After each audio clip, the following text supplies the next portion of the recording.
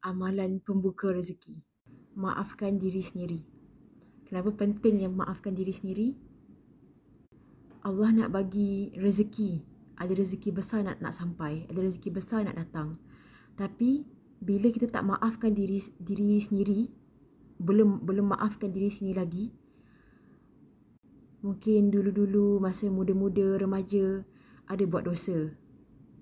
Ataupun mungkin ada buat bisnes, ada buat pekerjaan tapi tak menjadi. Ataupun adalah benda-benda yang buat kita sedih, buat kita tak bahagia ataupun memalukan.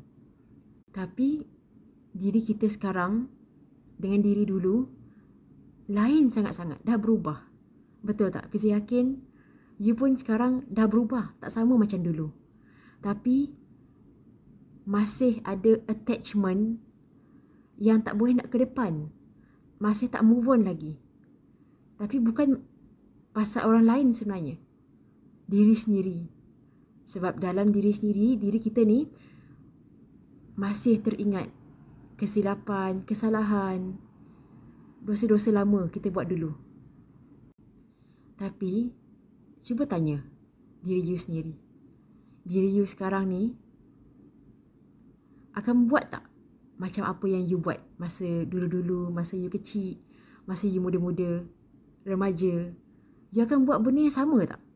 Kalau you ada fikiran, ilmu, perasaan macam sekarang ni. Jawapannya mesti tidak. Takkan kan? Sebab kita dah tahu mana yang salah, mana yang tak betul, mana yang betul. Mulut boleh cakap dah move on.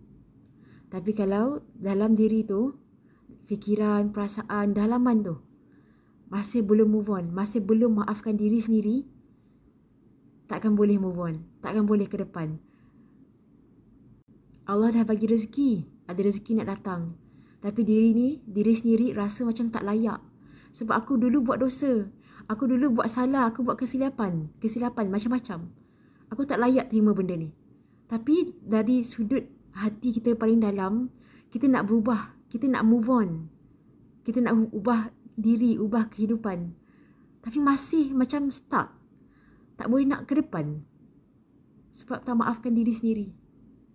Bila orang lain buat salah, kita senang untuk maafkan. Tapi bila diri sendiri buat salah, kenapa tak mudah maafkan juga? Sebab diri you pun manusia juga.